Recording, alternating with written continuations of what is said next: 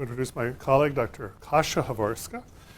Kasia is an expert on autism as it appears in infants and very young children. When I first started work in the field back in 1980, in the olden times, seeing a 4-year-old was a young child with autism. And you would come and say, oh, come look, 4-year-old. And these days, I think the youngest child we've seen and we're worried about for a research project was 3 months, and in the clinic, what do you think? So it's a very different situation, and it's fantastic because we think the earlier we can intervene, probably the better the outcome. So this is a very interesting area.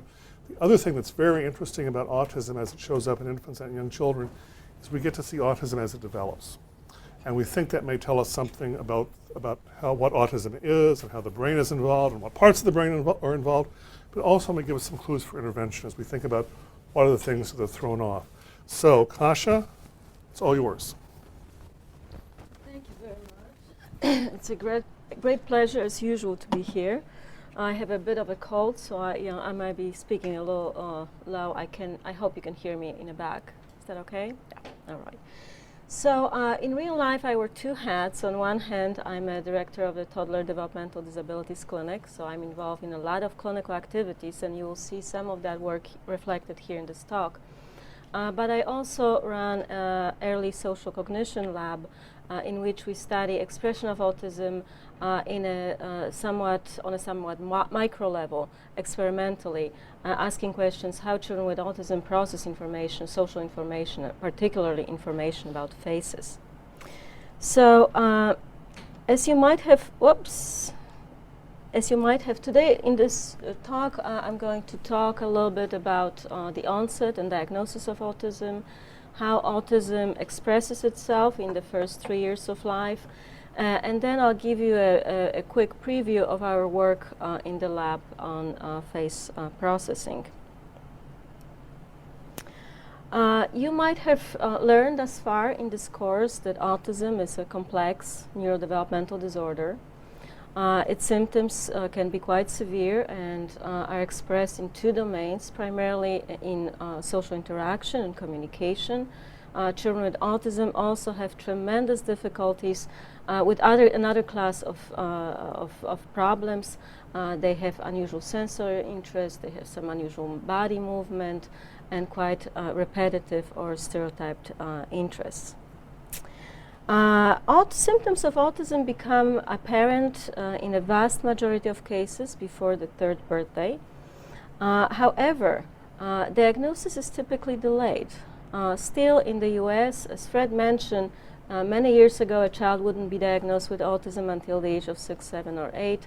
Right now, still, we do not diagnose a majority of children until the age of 4, which is a major problem in the field. Autism is a pervasive disorder. It affects multiple areas of functioning, and it's characterized by incredible heterogeneity of the expression. Children who are affected by this disorder vary along a number of dimensions, including level of cognitive ability. There are some children who are very profoundly affected in terms of their IQ, and there are children who are very bright in selected areas of functioning. Some children with autism will never develop speech. Others are very verbal or even verbose. For some children, proximity of other people is quite disturbing, and they, in fact, avoid contact with other people. They are quite perturbed when being approached. Whereas other children might be actually quite interested in interacting with other children. However, they have tremendous difficulties understanding how to navigate through this complex and ever-changing social environment. Now, autism is also a developmental disorder. What does it mean? Well, it means that its symptoms change depending on the child's age and cognitive level. Consequently, if we think about the first 3 years of life, this is a time in development which is incredibly dynamic. Newborns begin as well-regulated systems which can process a lot of visual and auditory information. They cannot walk, they cannot talk, and by the age of 3, they not only walk and talk, but they can also cheat, and they are very sophisticated in their understanding of the social world. So it makes a lot of sense to ask how symptoms of autism can be expressed in a 6-month-old system versus a system that is 18 months old or 24 months old.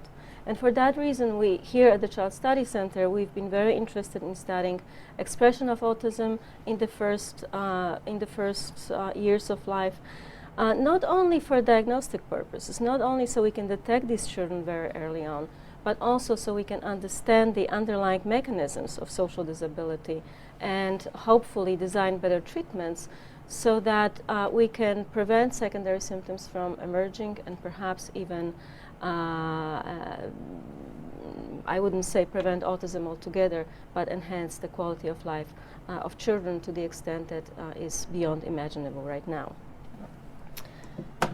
Now, so as I mentioned, symptoms of autism emerge in the first 3 years of life. We don't know exactly when. And so to address this question, a few years ago, we did a small study in our clinic when we asked parents of children who came for a differential diagnosis